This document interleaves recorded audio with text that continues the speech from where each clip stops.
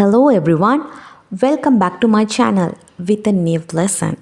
This is actually a grammar lesson which will help you to talk English perfectly and understand English perfectly. இன்றைக்கு நாங்கள் past tenses பற்றி பார்க்க போகிறோம். அதாவது இறந்த கால விஷயங்களை பேசுகிறதுக்கான எல்லா சென்டென்ஸ் பேட்டர்ன்ஸையும் இன்றைய வீடியோவில் நீங்கள் பார்க்க போகிறீங்க. இவற்றை பற்றி தெளிவான நாலேஜ் உங்களுக்கு இருந்துச்சுன்னு சொன்னால் எந்த ஒரு இறந்த கால இன்சிடெண்ட்டையும் உங்களுக்கு கிளியராக எடுத்து வைக்கலாம். ஃபர்ஸ்ட் நாவ், இப்போது. இதுக்கு முன்னாடி இருக்கக்கூடிய அந்த எல்லா காலமுமே இறந்த காலம், பாஸ்ட் அப்படி சொல்லும். இந்த பாஸ்டில் எந்த ஒரு காலப்பகுதியில் ஒரு ஆக்ஷன் நடந்து முடிஞ்சிருந்தாலும் எங்களுக்கு சிம்பிள் பாஸ்ட் ஃபார்மில் அதை சொல்லலாம். எப்போ நடந்துச்சு அப்படின்ற விஷயத்தையும் மென்ஷன் பண்ணியே சொல்லலாம். எப்படி? they went to Japan last year. she made a cake yesterday. So ரெண்டுமே இறந்த கால டைம்ஸ். ஸோ அந்த டைமில் நடந்த விஷயத்தை நான் இங்கே சிம்பிள் பாஸ்டில் மென்ஷன் பண்ணுறேன். சிம்பிள் பாஸ்ட் சென்டென்ஸ் சப்ஜெக்ட், அதுக்கு பிறகு V2 form of verb use பண்ணப்பட்டு உருவாக்கப்படுது. ஸோ இதோட சென்டென்ஸ் பேட்டர்ன் எல்லாமே இந்த இடத்துல நான் கிளியர் பண்ண போகிறது இல்லை. ஸோ அவற்றை நீங்கள் பார்க்கணும்னா வேறு வீடியோஸ் என்னோடய சேனலில் நிறைய இருக்குது, அதை நீங்கள் செக் பண்ணி கொள்ளலாம். இன்றைக்கு நாங்கள் இவற்றை எங்கெங்கே யூஸ் பண்ணுறதுன்றதை மட்டும்தான் பார்க்க போகிறோம். ஸோ சிம்பிள் பாஸ்ட்டை யூஸ் பண்ணி உங்களுக்கு இறந்த காலத்தில் எந்த ஒரு டைமில் இருந்தாலும், நேற்று இருந்தாலும், இல்லைனா last year, last month, 10 years ago, in 1877, okay, எவ்வாறான எந்த இறந்த கால டைமில் இருந்தாலும் அந்த ஆக்ஷன் நடந்துச்சுன்றதை நீங்கள் பேசலாம். அதனாலேயே நிறைய பேர் எப்படின்னு சொன்னால் இந்த சிம்பிள் பாஸ்ட் டென்ஸை மட்டும் வச்சு அவங்களோட இறந்த கால விஷயங்களை பேசி மேனேஜ் பண்ணி கொள்கிறாங்க. That is not wrong, actually that is perfectly correct. But நீங்கள் சொல்லக்கூடிய கருத்துக்கள் இன்னும் கொஞ்சம் தெளிவாக விளங்கணும், அதே போல் உங்களோட இங்கிலீஷ் இன்னும் கொஞ்சம் அட்வான்ஸாக இருக்கணுமன்ற ரீசன்னால் மற்ற எல்லா டென்சஸையும் நீங்கள் தெரிஞ்சு அதை எங்கே யூஸ் பண்ணணும் அப்படின்ற கிளாரிஃபிகேஷனோட பேசினீங்கன்னு சொன்னால் தட் இஸ் மச் பெட்டர். அதனால் நாங்கள் மற்ற டென்சஸையும் இப்போ பார்க்க போகிறோம். அடுத்து ப்ரெசன்ட் பர்ஃபெக்ட் டென்ஸ் என்ற விஷயமும் இறந்த காலத்தில் முடிஞ்ச ஆக்ஷன், கம்ப்ளீட்டான ஆக்ஷனை பற்றி பேசத்தான் யூஸ் பண்ணப்படுது. பட் அது ஏன் ப்ரெசன்ட் பர்ஃபெக்ட் என்று சொல்கிறோம்டா, இறந்த காலத்தில் கம்ப்ளீட்டான அந்த ஆக்ஷனோட இம்பேக்ட் இப்போ கூட இருக்கும். For example, they have gone to Japan. they have gone to Japan. அவர்கள் ஜப்பானுக்கு போயிருக்கிறாங்க. ஸோ அவங்க இன்னும் ஜப்பானில் தான் இருக்கிறாங்க. ஓகே, ஜப்பானுக்கு போனாங்க, இன்னும் அங்கே தான் இருக்கிறாங்கன்னு சொன்னால் தான் நீங்கள் இந்த பேட்டர்ன் ஆஃப் சென்டென்ஸை யூஸ் பண்ணலாம். they have gone to Japan என்று சொல்லி. சப்போஸ் அவங்க வந்திருந்தா இல்லை அதை பற்றி தெரியலை என்று சொன்னால் they went to Japan சிம்பிளாக சொல்லலாம். அல்லது அவங்க போய் இன்னும் ஜப்பானில் தான் இருக்கிறாங்க, அந்த கம்ப்ளீட்டான ஆக்ஷன் இன்னும் அப்படித்தான் இருக்குது என்று சொன்னால் they have gone to Japan. she has made a cake. she has made a cake. அவள் ஒரு கேக் செஞ்சிக்கிறா. ஆக்ஷன் கம்ப்ளீட்டாக இருக்குது, கேக் இருக்குது, உங்களோட முன்னாடி கேக் இருக்குது. ஸோ நாங்கள் ப்ரெசன்ட் பர்ஃபெக்டில் சொல்கிறோம். அந்த ஆக்ஷன் கம்ப்ளீட்டான ஆக்ஷனோட இம்பேக்ட் இன்னும் இருக்கிற பட்சத்தில். ஓகே, ஸோ இதில் மெயினாக நீங்கள் கன்சன்ட்ரேட் பண்ண வேண்டிய விடயம், இந்த சென்டென்சஸில் நான் எப்போ ஆக்ஷன் நடந்துச்சுன்னு மென்ஷன் பண்ணலை. they have gone to Japan, she has made a cake, but எப்போண்டு மென்ஷன் பண்ணலை. ஸோ ப்ரெசன்ட் பர்ஃபெக்டில் நீங்கள் ஆக்ஷன் நடந்த அந்த டைமை மென்ஷன் பண்ணக்கூடாது. இதில் என்ன ஆக்ஷன் நடந்துச்சுன்றது தான் கான்சன்ட்ரேட் பண்ணப்படுது. அப்படியான விஷயங்களை தான் நீங்கள் ப்ரெசன்ட் பர்ஃபெக்ட் மூலமாக பேசணும். ஓகே, ஒரு ஆக்ஷனுக்கு முக்கியத்துவம் கொடுத்து என்ன நடந்ததுன்றது சொல்கிறதுக்காகவும், அதே போல் நடந்த அந்த விஷயத்தோட இம்பேக்ட் இன்னும் இருக்குது என்ற பட்சத்தில் தான் நீங்கள் இந்த ப்ரெசன்ட் பர்ஃபெக்ட் டென்ஸை யூஸ் பண்ணணும். she has made a cake. Cake செஞ்சிருக்கிறா, கேக் செஞ்சிருக்கிறாள், கேக் இருக்குது. ஓகே, ஸோ அந்த கேக் இன்னும் இருக்குதுன்ற மீனிங்கையும் அது உங்களுக்கு தெளிவாக காட்டுது. ஸோ அவள் செஞ்ச கேக் முடிஞ்சிருச்சு. சப்போஸ் லாஸ்ட் வீக் அவள் செஞ்சு அந்த கேக் முடிஞ்சிருச்சு. லாஸ்ட் வீக் நீங்கள் அவளோட வீட்டுக்கு போனப்போ அது இருந்தது. நீங்கள் போனப்போ அது இருந்தது, அவங்களுக்கு கொடுத்தா.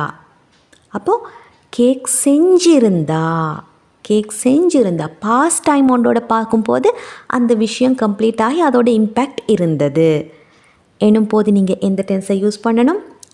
Past perfect. She had made a cake. அவள் கேக் செய்து இருந்தாள். when I went to her home, அவளோட வீட்டுக்கு நான் போனப்போ கேக் செஞ்சிருந்தா. she had made a cake when I went to her home. Understood? இறந்த கால ஒரு டைமோட கம்பேர் பண்ணி பார்க்கும்போது அதுக்கு முன்னாடியே ஒரு ஆக்ஷன் கம்ப்ளீட் ஆகி இருந்தது. அதோட இம்பேக்ட் நான் சொல்லக்கூடிய அந்த இறந்த கால டைமில் இருந்தது. நான் வீட்டுக்கு போகும்போது cake செய்திருந்தாள். Understood? Okay. She had made a cake when I went to her home. Another one. By the time Ria reached Japan, they had already gone there. Ria ஜப்பானுக்கு போய் சேரும் பொழுது அவர்கள் ஜப்பான் போயிருந்தாங்க. ஸோ ரியா போய் சேர்ற அந்த டைமோடு நான் கம்பேர் பண்ணி பார்க்குறேன். அப்போது அவங்க ஜப்பானுக்கு போயிருந்தாங்க. ஸோ அங்கேயே தான் இருந்தாங்க. அண்டர்ஸ்டுட்? ஸோ இதுதான் past perfect tense. Okay. Present perfect tense எப்படி? இப்போது, நான் இது கூட நான் கம்பேர் பண்ணும் பொழுது ஒரு ஆக்ஷன் கம்ப்ளீட் ஆகி அதே விதமாக இருந்தது. ஓகே.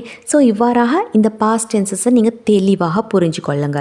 திரும்ப திரும்ப இந்த வீடியோவை கேட்டு பாருங்கள், உங்களுக்கு கிளியராக விளங்கும். பர்ஃபெக்டாக பேசுவீங்க, அதே போல் இங்கிலீஷை அண்டர்ஸ்டாண்டும் பண்ணுவீங்க. Next tense continuous. பாஸ்ட் கண்டினியூவஸ்ண்டா தொடர்ச்சியாக நடக்கிற ஆக்ஷன். ஸோ பாஸ்டில் ஏதோ ஒரு டைமில் தொடர்ச்சியாக நடந்து கொண்டிருந்த ஆக்ஷன் பற்றி பேசுகிறேன். Action. They were going to Tokyo when Ria met them. Okay. They were going to Tokyo when Ria met them. Ria அவங்கள மீட் பண்ணினப்போ அவங்க டோக்கியோ போய்கொண்டு இருந்தாங்க, அந்த பயணத்தில் இருந்தாங்க. கண்டினியூஸாக அதை செஞ்சு கொண்டிருக்கிற பட்சத்தில் ரியா அவங்கள மீட் பண்ணினா. Got it? Past action, continuous action within a past time. They were going to Tokyo when Ria met them.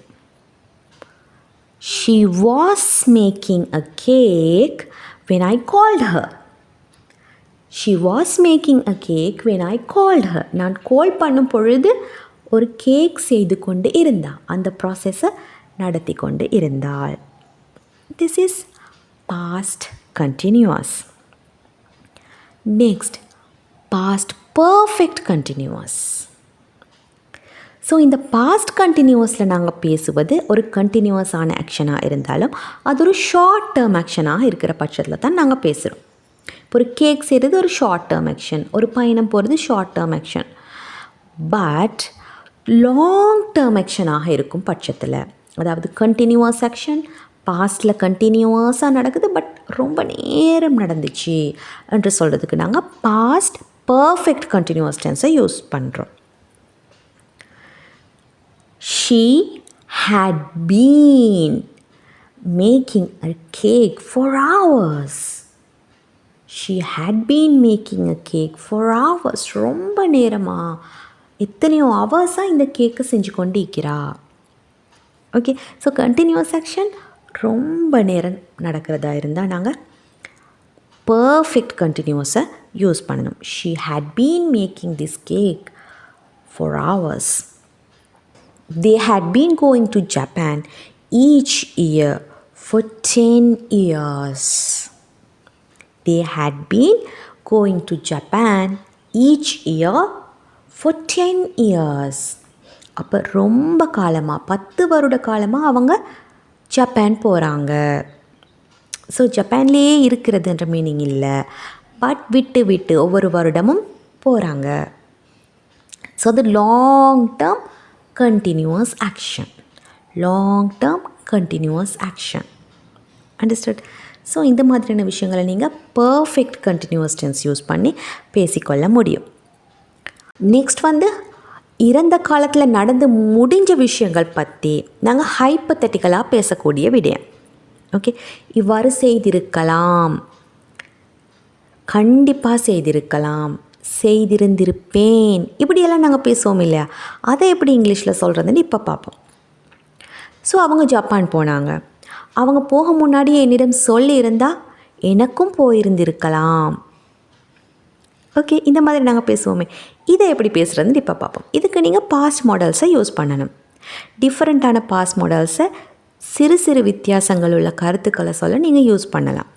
First example, I could have gone to Japan with them if they had called me. I could have gone, அப்போ போயிருக்கலாம், அதுக்கான possibility இருந்துச்சு, அவங்க சொல்லியிருந்தால் எனக்கு போயிருந்திருக்கலாம், இப்படி சொல்கிறது. Next, I may have gone to Japan with them if they had called me. அது பாசிபிலிட்டி குறைஞ்ச விஷயம். சம்டைம்ஸ் அவங்க கூப்பிட்டு இருந்தால் நான் போயிருக்கிறதுக்கான சான்ஸ் இருந்தது, போயிருக்கலாம், இப்படி சொல்கிறீங்க. அதே போல் ஐ மைட் ஹாவ், இதையும் நீங்கள் யூஸ் பண்ணலாம். அதுவும் same meaning. I might have gone to Japan with them if they had called me, இப்படி சொல். Next, I would have gone to Japan with them if they had called me. அவங்க என்னை அழைச்சிருந்தால் நான் போயிருந்திருப்பேன், இப்படி சொல்கிறது. I would have gone to Japan, போயிருந்திருப்பேன். Next, I should have gone to Japan with them. நான் கண்டிப்பாக அவங்க கூட போயிருந்திருக்கணும். ஓகே, நான் மிஸ் பண்ணிட்டேன், இந்த மாதிரி சொல்கிறது. I should have gone to Japan with them. I must have gone to Japan with them. Both are same. கண்டிப்பாக நான் போயிருந்திருக்கணும் அப்படின்னு நீங்கள் ரிக்ரெட் பண்ணுறது தான் இந்த சென்டென்ஸோட meaning. Next, I had to go to Japan with them. I had to go to Japan. இது என்ன? எனக்கு போக வேண்டி இருந்தது, எனக்கு ஜப்பான் போக வேண்டி இருந்தது என்று சொல்கிறதுக்கு தான் நாங்கள் ஹேட் டு என்று சொல்கிறோம். Had to plus V1. I had to go to Japan with, I had to go to Japan with them. அவங்க கூட எனக்கு ஜப்பான் போக வேண்டி இருந்தது. நீங்கள் போனீங்களா இல்லையான்றது இதில் மென்ஷன் பண்ணப்படாது, பட் போக வேண்டிய தேவை இருந்தது அப்படின்றத நீங்கள் இந்த சென்டென்ஸ் பேட்டர்னில் சொல்வீங்க. ஸோ இன்றைய லெசனில் நாங்கள் பாஸ்டோட சம்மந்தப்பட்ட நிறைய கருத்துக்களை பேசக்கூடிய சென்டென்சஸை தெளிவாக விளங்கி இருக்கிறோம். ஸோ இந்த பேட்டர்ன்ஸில் நீங்களும் உங்களோட ஓன் சென்டென்சஸை உருவாக்கணும். எப்படி உருவாக்கணும்? முதல்ல நீங்கள் ஒரு சிச்சுவேஷனை நினைக்கணும். ஒரு சிச்சுவேஷன், அதை வெவ்வேறு விஷயங்களாக மாற்றி நீங்கள் இந்த டென்சஸை யூஸ் பண்ணி சென்டென்ஸ் உருவாக்கணும். எந்த விதமான கருத்தை சொல்ல எந்த டென்ஸ் பர்ஃபெக்டாக அமையுது அப்படின்றதையும் நீங்கள் அனலைஸ் பண்ணணும். ஓகே, அனலைஸ் பண்ணி நீங்கள் வெவ்வேறு விதமான சென்டென்சஸை ஃபார்ம் பண்ணி உங்களோட ஸ்போக்கன் இங்கிலீஷை இம்ப்ரூவ் பண்ணி கொள்ளலாம். நீங்கள் உருவாக்கக்கூடிய அந்த சென்டென்சஸை மறக்காமல் கமெண்ட் பாக்ஸில் நீங்கள் மென்ஷன் பண்ணுங்கள். So that I can also watch them. I am so curious to see your sentences. Okay, so இன்றைய லெசன் உங்களுக்கு இம்பார்ட்டண்ட்டாக இருந்துச்சு, யூஸ்ஃபுல்லாக இருந்துச்சு அப்படி நீங்கள் நினைக்கிறீங்கன்னு சொன்னால் கண்டிப்பாக லைக் பட்டனை கிளிக் பண்ணுங்கள். அதே போல் உங்களோட கருத்துக்களை கமெண்ட் பாக்ஸ்லேயும் மென்ஷன் பண்ணுங்கள். அண்ட் ஆல்சோ இங்கிலீஷ் கிராமரில் இன்னும் என்ன லெசன்ஸ் உங்களுக்கு டவுட்டாக இருக்குது, அதை பற்றி நான் கொஞ்சம் கிளாரிஃபை பண்ணிக்கொள்ளணும் அப்படி நீங்கள் நினைக்கிறீங்கன்னு சொன்னால் அதையும் மென்ஷன் பண்ண மறந்துடாதீங்க. அண்ட் ஆல்சோ நீங்கள் இந்த வீடியோவை என்னோடய சேனலை சப்ஸ்கிரைப் பண்ணாமல் பார்க்குறீங்கன்னு சொன்னால் அதையும் இப்போவே பண்ணிவிடுங்க. ஆல்சோ பெல் ஐக்கனை கிளிக் பண்ணவும் மறந்துடாதீங்க. Let's meet with another important grammar lesson. You have a plenty of lessons in my channel to learn daily. Learn English well and speak English fluently. Thank you so much for watching this video. Let's meet again. Until that, take care.